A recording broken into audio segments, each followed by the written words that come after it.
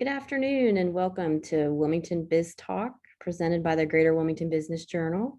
Today, we are talking about the home building industry in the Wilmington area. It's big business here as people continue to move here, and we are going to be speaking with a couple of experts, local experts in the industry.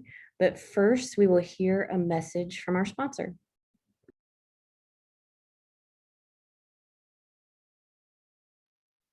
Hello, I'm Ann Gardner, CEO of Cape Fear Realtors. Realtors support this program's efforts to connect our community in meaningful dialogue with actionable insights. Realtors are dedicated professionals who build strong, resilient communities and businesses. Work with someone you can trust. Work with a realtor. Learn more at capefear.realtor.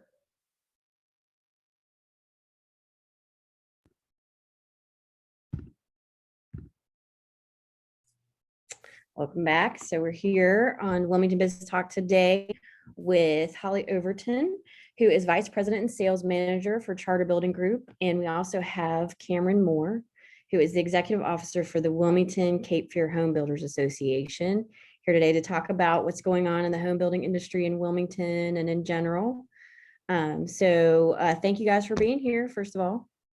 Thank you for having us, Cece. So I wanted to start with, and I'll start with you, Holly. I wanted to ask you how sales are going this year. Sales are great. I mean, that's the good news. It's a bright spot in our industry. I think most of the builders that I speak with are very busy. We are very busy. We're really struggling to keep up with the homeowner demand that there is. More people now want to buy a new home, and also they want to be in quick. They want it now. They want to get in. There is very little inventory for them to buy. Resale inventory is very low, and that's driving them to new home sales. They're moving down from up north, or they're moving from somewhere else where the market is also hot. So that home is selling quickly for them, and they're really eager to get down here and get settled. And the challenge is getting that many buyers in a new home quickly when our industry, is really moving at a very slow pace in terms of product delays and the lack of the labor force, struggling to keep up. So the good news is we're busy, and I think everybody's trying to fine tune the process as much as possible to build as efficiently as they can, as quickly as they can. And Cameron, would you say that's the way it is across the board in the Wilmington area with all kinds of home builders? Holly's company is Custom Homes. But would you say that that's the way it is in general? I would. I mean, I think she really did a good job of summing up the market. The challenge for us right now is everything's a little bit more difficult to get as far as a process through the processing. The latest news we're seeing, Raleigh and Wilmington rank in the top 6 real estate markets in the nation for home building opportunities. So the opportunity is here. It's been here. It's here today. It's going to continue to be here. Let's be honest. We have a great environment here. We have the coast. We have the beaches. We also have the rivers and everything. So we have a great area. And I think in some respects, to Holly's point, a lot of the northern customers that she builds for, and particularly all of our other builders as well that move here, they probably came down here to visit a family member and all of a sudden said, "Wow, Wilmington, North Carolina. I didn't know."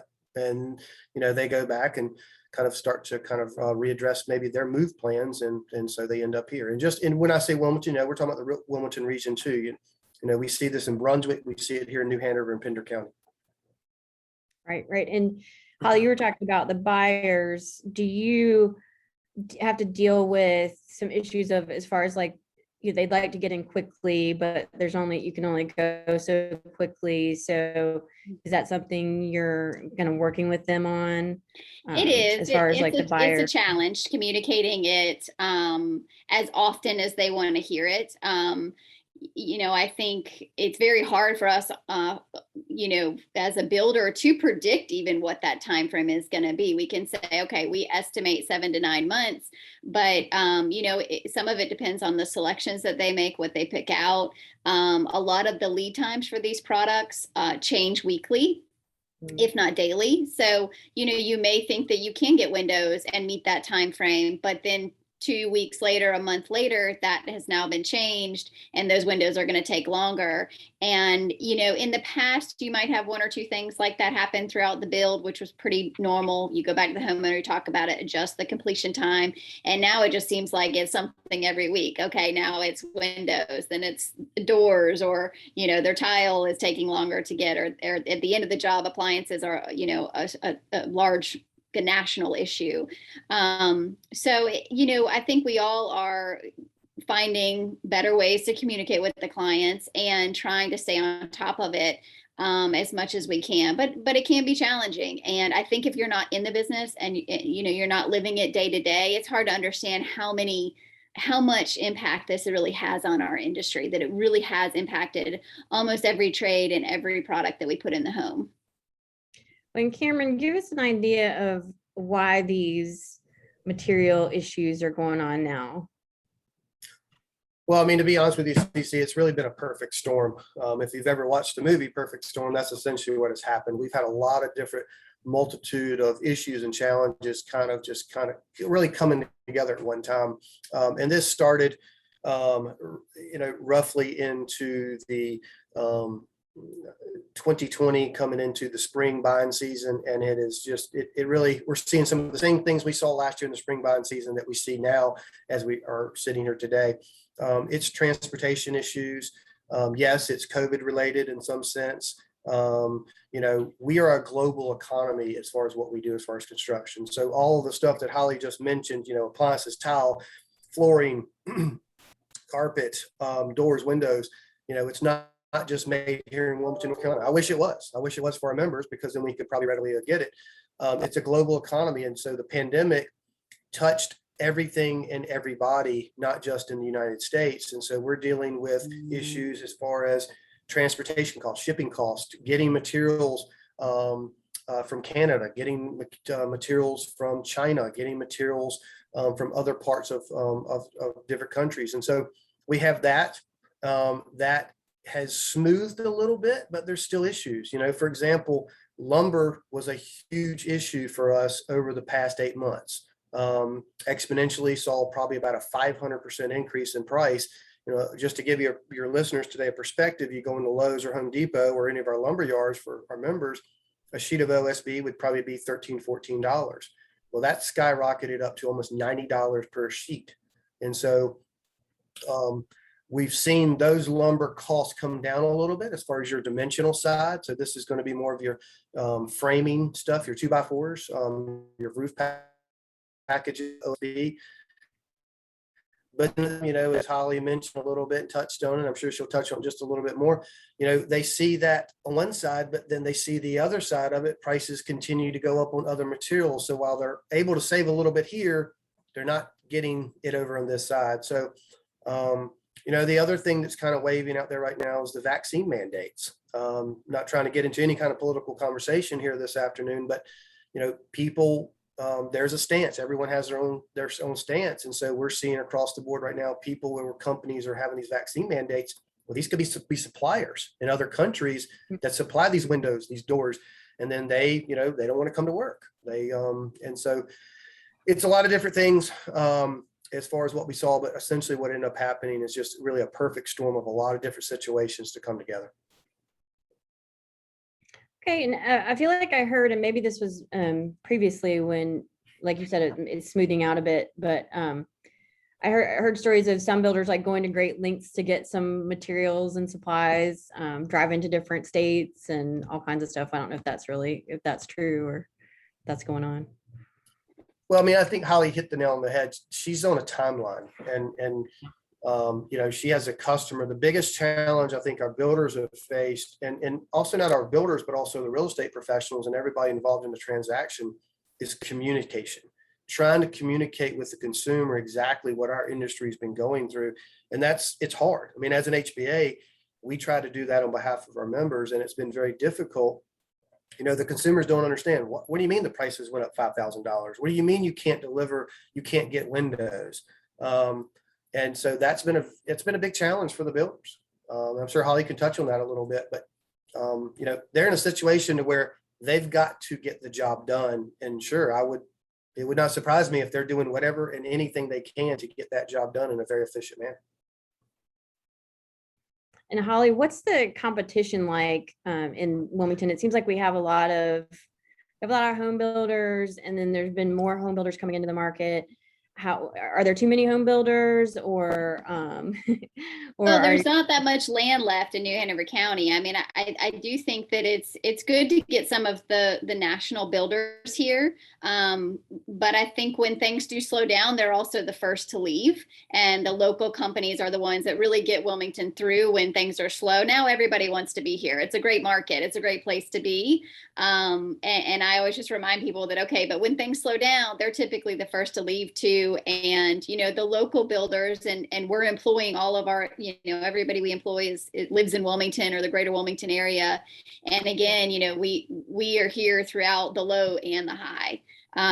So, you know, that, but we're not opposed to other builders. I think right now there's enough builders, enough sales for everybody. And I think one thing too that the pandemic and the material volatility has done is created a greater divide between the more production builders and the custom builders.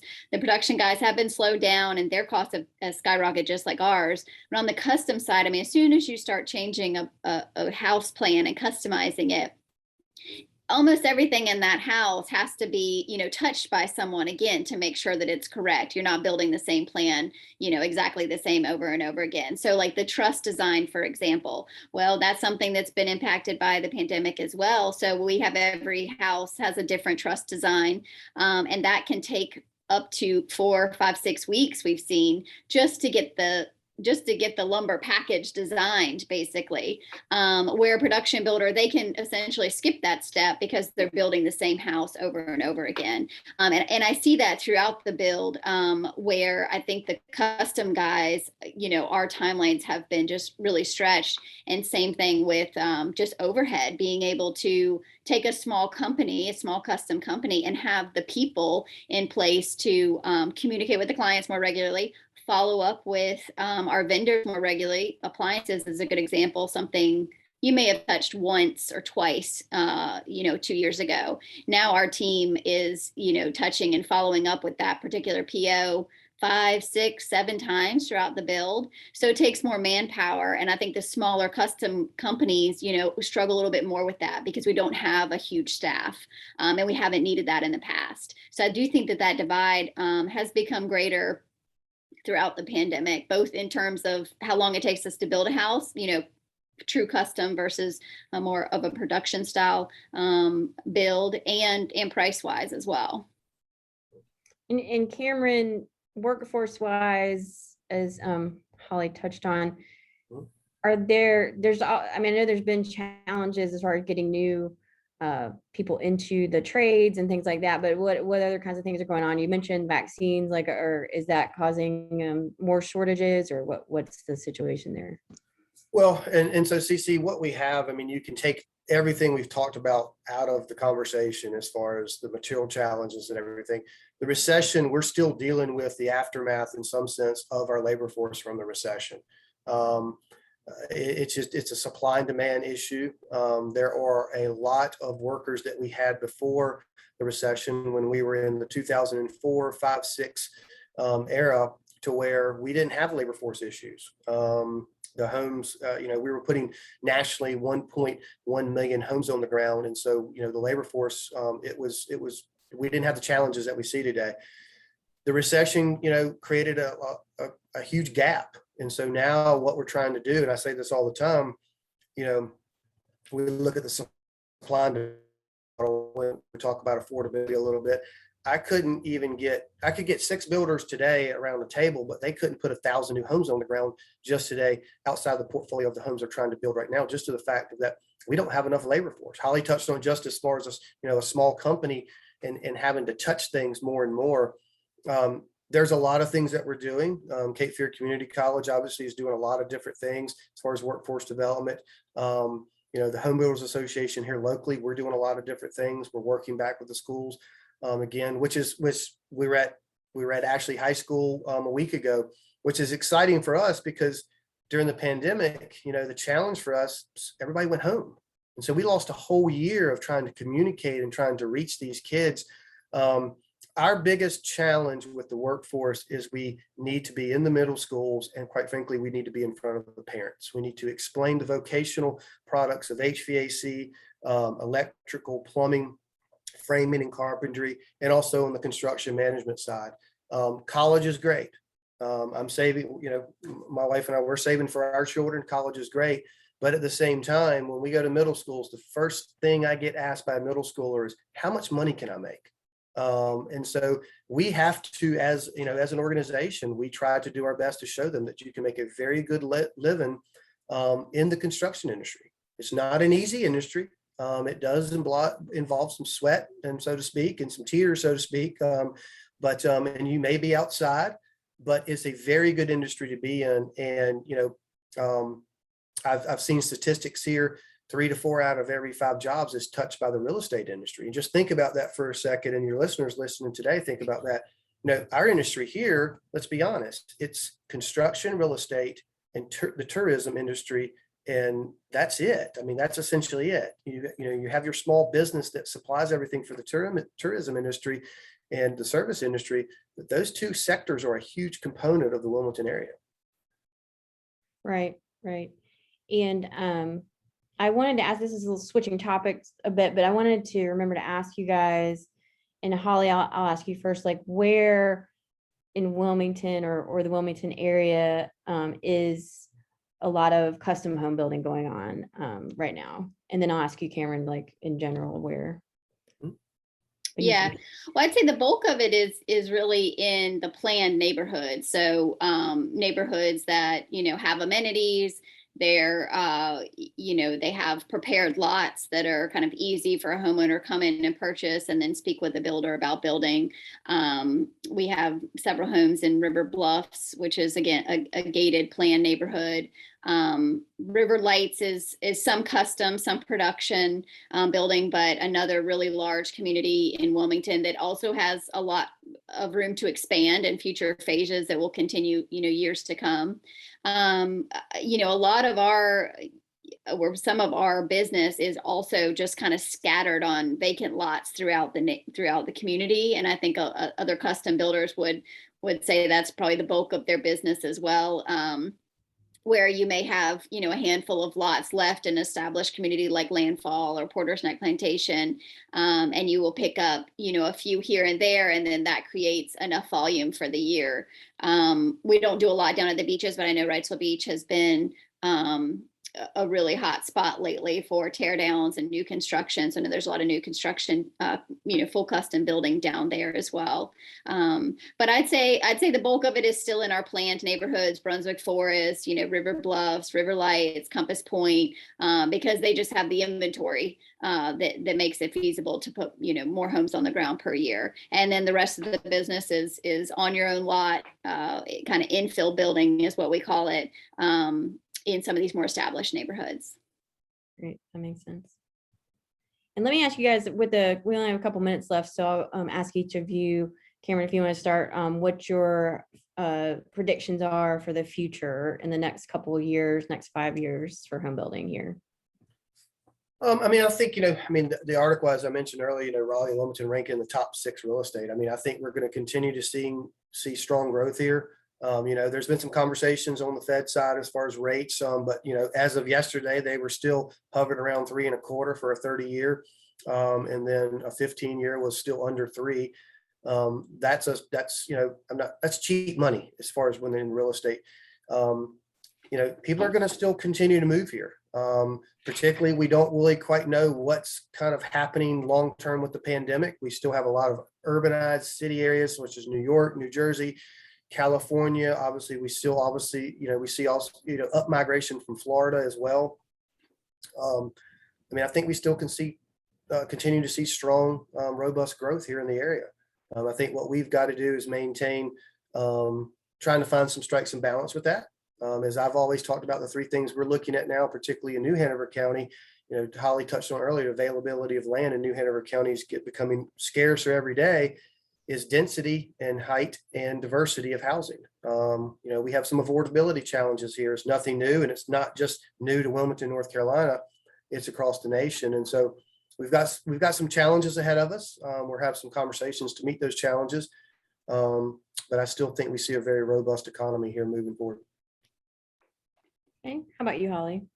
Yeah, I do too. I think Wilmington has been growing steadily over the past 10 years, but the last 2 years have just really taken off. And I think the amount of people, when you travel to other places, the amount of people that know about Wilmington or heard of Wilmington or a friend moved to Wilmington, you can almost feel the energy of it. It really is becoming a very well-known, popular spot. And the more people talk and the more friends that move down, that just brings more and more people. And when we were talking, I was just kind of jotting down the few things I hear from people. And one is work from home flexibility. They can move now where they couldn't before. Low resale inventory. I wanted to buy a resale, but I can't find one. I'm going to build a new house. Low interest rates and their home equity. I have really high home equity right now. We want to capitalize on that. We're going to sell that home in Virginia and move down to Wilmington.